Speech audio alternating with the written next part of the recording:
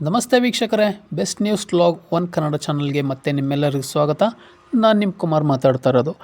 ಮೋದಿ ಸರ್ಕಾರ ಅಂದುಕೊಂಡಂತೆ ಆದರೆ ಒಂದು ದೇಶ ಒಂದು ಚುನಾವಣೆ ಯಾವಾಗ ಜಾರಿಗೆ ಬರುತ್ತೆ? ಇಂದು ಒನ್ ನೇಷನ್ ಒನ್ ಎಲೆಕ್ಷನ್ ಮಸೂದೆಗೆ ಮಂಡನೆ. 2029ರಲ್ಲಿ ಅಸೆಂಬ್ಲಿ ಲೋಕಸಭಾ ಎಲೆಕ್ಷನ್ ಒಟ್ಟಿಗೆ ಸಾಧ್ಯತೆ ಇಲ್ಲ ಅಂತ ಸಹ ಹೇಳಲಾಗ್ತಾ ಇದೆ. ಅಪಾಯಿಂಟ್ಮೆಂಟ್ ದಿನಾಂಕದಿಂದ ಕಾಯ್ದೆ ಜಾರಿಯಾಗಲಿದೆ ಅನ್ನೋ ಮಾತುಗಳು ಸಹ ಕೇಳಿಬರ್ತಾ ಇದೆ. ಹಾಗಾದರೆ ಒನ್ ನೇಷನ್ ಒನ್ ಎಲೆಕ್ಷನ್ ಯಾವ ಇಸ್ವಿಯಲ್ಲಿ ಜಾರಿಗೆ ಬರುತ್ತೆ ಅನ್ನೋದನ್ನ ನಾವು ನೋಡ್ಕೊಂಬರೋಣ. ಅದಕ್ಕೂ ಮುಂಚೆ ನಮ್ಮ ಚಾನಲ್ನ ನೀವಿನ್ನೂ ಸಬ್ಸ್ಕ್ರೈಬ್ ಮಾಡಿಲ್ಲ ಅಂದರೆ ದಯವಿಟ್ಟು ಸಬ್ಸ್ಕ್ರೈಬ್ ಮಾಡ್ಕೊಳ್ಳಿ ಮತ್ತು ಬೆಲ್ ಬಟನ್ ಮೇಲೆ ಕ್ಲಿಕ್ ಮಾಡಿ. ಪ್ರಧಾನಿ ಮೋದಿ ಸರ್ಕಾರದ ದೇಶದಲ್ಲಿ ಒನ್ ನೇಷನ್ ಒನ್ ಎಲೆಕ್ಷನ್ ನೀತಿ ಜಾರಿಯಲ್ಲಿ ಮೊದಲ ಹೆಜ್ಜೆ ಇರಿಸಿದೆ. ಕಳೆದ ವಾರ ಪ್ರಧಾನಿ ನರೇಂದ್ರ ಮೋದಿ ನೇತೃತ್ವದಲ್ಲಿ ನಡೆದ ಸಂಪುಟ ಸಭೆಯಲ್ಲಿ ಅನುಮೋದನೆ ಪಡೆಯಲಾಗಿತ್ತು.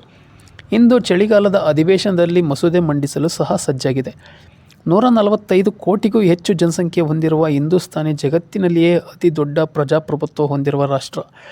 ಭಾರತದಲ್ಲಿ ಏಕಕಾಲಕ್ಕೆ ವಿಧಾನಸಭಾ ಲೋಕಸಭಾ ಚುನಾವಣೆ ನಡೆಯುವುದು ಬಹಳ ಮಹತ್ವದ ನಿರ್ಧಾರ. ಈ ಕುರಿತು ಪರ ವಿರೋಧದ ಚರ್ಚೆ ನಡೆಯುತ್ತಿರುವ ಹೊತ್ತಲ್ಲಿ ಪ್ರಧಾನಿ ಮೋದಿ ಒಂದು ದಿಟ್ಟ ನಿರ್ಧಾರಕ್ಕೆ ಹೆಜ್ಜೆ ಇರಿಸಿದ್ದಾರೆ. 2034ಕ್ಕೆ ಜಾರಿ ಸಾಧ್ಯತೆ. ಪ್ರಧಾನಿ ನರೇಂದ್ರ ಮೋದಿಯವರ ಸರ್ಕಾರ ಕ್ಯಾಬಿನೆಟ್ನಲ್ಲಿ ಒಪ್ಪಿಗೆ ಪಡೆದಿದ್ದು ಒಂದು ರಾಷ್ಟ್ರ ಹಾಗೂ ಒಂದು ಚುನಾವಣೆ ಮಸೂದೆಯನ್ನು ಇಂದು ಚಳಿಗಾಲದ ಅಧಿವೇಶನದಲ್ಲಿ ಮಂಡಿಸಲಿದೆ. ಲೋಕಸಭೆಯಲ್ಲಿ ಕೇಂದ್ರ ಸಚಿವ ಅರ್ಜುನ್ ರಾಮ್ ಮೇಘವಾಲ್ ಮಸೂದೆ ಮಂಡಿಸಲಿದ್ದಾರೆ. ಎರಡೂ ಸದನಗಳಲ್ಲಿ ಅನುಮೋದನೆ ಪಡೆದು ಬಳಿಕ ರಾಷ್ಟ್ರಪತಿ ಅಂಕಿತ ಬಿದ್ದರೆ ಅದು ಕಾಯ್ದೆಯಾಗಲಿದೆ. ಈಗ ಕಾಯ್ದೆ ಜಾರಿ ಆದರೂ ದೇಶದಲ್ಲಿ 2034ರ ಇಸವಿ ವೇಳೆಗೆ ಹೊಸ ವ್ಯವಸ್ಥೆ ಜಾರಿಗೆ ಬರಲಿದೆ ಅಂತಲೂ ಸಹ ಗೊತ್ತಾಗ್ತಾ ಇದೆ. 2034ಕ್ಕೆ ಒಂದು ಚುನಾವಣೆ. ದೇಶದಲ್ಲಿ 2034ಕ್ಕೆ ಒನ್ ನೇಷನ್ ಒನ್ ಎಲೆಕ್ಷನ್ ಕಾಯ್ದೆ ಜಾರಿಗೆ ಆಗಲಿದೆ ಅನ್ನೋ ಒಂದು ಸಾಧ್ಯತೆ ಇದೆ. 2029ರಲ್ಲಿ ಅಸೆಂಬ್ಲಿ ಲೋಕಸಭಾ ಎಲೆಕ್ಷನ್ ಒಟ್ಟಿಗೆ ನಡೆಯುವ ಸಾಧ್ಯತೆ ಇಲ್ಲ. 2034ಕ್ಕೆ ದೇಶಾದ್ಯಂತ ಏಕಕಾಲದಲ್ಲಿ ಚುನಾವಣೆ ನಡೆಸುವ ಸಾಧ್ಯತೆ ಇದೆ. ಅಪಾಯಿಂಟ್ಮೆಂಟ್ ದಿನಾಂಕದಿಂದ ಕಾಯ್ದೆ ಜಾರಿಯಾಗಲಿದೆ. ರಾಷ್ಟ್ರಪತಿ ಅಪಾಯಿಂಟ್ಮೆಂಟ್ ದಿನ ನಮೂದಿಸಿದರೆ ಕಾಯ್ದೆ ಜಾರಿಯಾಗೋ ಸಾಧ್ಯತೆ ಇದೆ. ಮಸೂದೆಯನ್ನು ವ್ಯಾಪಕ ಪರಿಶೀಲನೆಗಾಗಿ ಜೆಪಿಸಿಗೆ ಶಿಫಾರಸು ಸಹ ಮಾಡಲಾಗಿದೆ. ಸಾಧ್ಯತೆ ಇದೆ. ಜೆಪಿಸಿಗೆ ಶಿಫಾರಸು ಮಾಡುವಂತೆ ಸ್ಪೀಕರ್ಗೆ ಮನವಿ ಮಾಡುವ ಸಾಧ್ಯತೆಯೂ ಇದೆ. ದೇಶದಲ್ಲಿ ಏಕಕಾಲಕ್ಕೆ ಚುನಾವಣೆ ನಡೆಸುವ ಕುರಿತಂತೆ ಮಾಜಿ ರಾಷ್ಟ್ರಪತಿ ರಾಮನಾಥ್ ಕೋವಿಂದ್ ಅಧ್ಯಕ್ಷತೆಯಲ್ಲಿ ರಚಿಸಿದ್ದ ಉನ್ನತ ಮಟ್ಟದ ಸಮಿತಿ ಕಳೆದ ಮಾರ್ಚ್ನಲ್ಲಿ ಕೇಂದ್ರಕ್ಕೆ ವರದಿಯನ್ನು ಸಲ್ಲಿಸಿತ್ತು.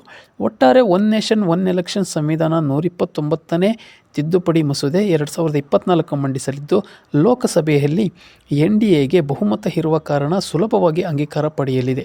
ಆದರೆ ರಾಜ್ಯಸಭೆಯಲ್ಲಿ ಮಸೂದೆಗೆ ಒಪ್ಪಿಗೆ ಸಿಗುತ್ತಾ ಅನ್ನೋದು ಸಹ ಇಲ್ಲಿ ಕುತೂಹಲಕ್ಕೆ ಕಾರಣವಾಗಿದೆ. ಇನ್ನೊಂದೆಡೆ ಈ ಒಂದು ಮಸೂದೆಗೆ ಸಹ ಒಂದು ಇಂಡಿಯಾ ಮೈತ್ರಿಕೂಟ, ಇಂಡಿಯಾ ಒಂದು ಒಕ್ಕೂಟ ಇದಕ್ಕೆ ಬೆಂಬಲ ಕೊಡುತ್ತೋ, ಇದು ರಾಜ್ಯಸಭೆಯಲ್ಲಿ ಅಂಗೀಕಾರ ಆಗುತ್ತಾ ಅನ್ನೋದು ಸಹ ಇಲ್ಲೊಂದು ನಮಗೆಲ್ಲರಿಗೂ ಕಾಡ್ತಾ ಇರತಕ್ಕಂಥ ಒಂದು ಪ್ರಶ್ನೆ. ಒನ್ ನೇಷನ್ ಒನ್ ಎಲೆಕ್ಷನ್ ಮಾಡೋದ್ರಿಂದ ದೇಶದಲ್ಲಿ ಒಂದು ಸಮಯ ಉಳಿಯುತ್ತೆ, ದೇಶದ ಅಭಿವೃದ್ಧಿ ಒಂದು ಪಥದತ್ತ ಸಾಗುತ್ತೆ, ಹಾಗೂ ಒಂದು ಚುನಾವಣಾ ಖರ್ಚು ವೆಚ್ಚನೂ ಸಹ ನಮಗೆ ತುಂಬಾ ಕಂಟ್ರೋಲಲ್ಲಿ ಬರುತ್ತೆ. ದೇಶದ ಅಭಿವೃದ್ಧಿ ಪಡಿಸೋದಕ್ಕೆ ನಮಗೆ ಒಳ್ಳೆ ಟೈಮ್ ಸಿಗುತ್ತೆ ಅನ್ನೋ ಒಂದು ದೃಷ್ಟಿಯಿಂದ ಈ ಒಂದು ಒನ್ ನೇಷನ್ ಒನ್ ಎಲೆಕ್ಷನನ್ನು ಜಾರಿಗೆ ತರಬೇಕು ಅಂತಂದು ಇಂಡಿಯಾ ಮೈತ್ರಿಕೂಟ ಸಹ ಒಂದು ಹೋರಾಟವನ್ನು ಮಾಡ್ತಾ ಇದೆ. ಹಾಗಾಗಿ ಒನ್ ನೇಷನ್ ಒನ್ ಎಲೆಕ್ಷನ್ ಬಗ್ಗೆ ನಿಮ್ಮ ಅನಿಸಿಕೆ ಅಭಿಪ್ರಾಯಗಳನ್ನು ಕಮೆಂಟ್ ಮೂಲಕ ತಿಳಿಸಿ ಅಂತ ಹೇಳ್ತಾ ಮತ್ತೆ ಮುಂದಿನ ವೀಡಿಯೋದಲ್ಲಿ ಸಿಗೋಣ. ನಮ್ಮ ಚಾನಲ್ನ ನೀವಿನ್ನೂ ಸಬ್ಸ್ಕ್ರೈಬ್ ಮಾಡಿಲ್ಲ ಅಂದರೆ ದಯವಿಟ್ಟು ಸಬ್ಸ್ಕ್ರೈಬ್ ಮಾಡ್ಕೊಳ್ಳಿ ಮತ್ತು ಬೆಲ್ ಬಟನ್ ಮೇಲೆ ಕ್ಲಿಕ್ ಮಾಡಿ. ಧನ್ಯವಾದಗಳು.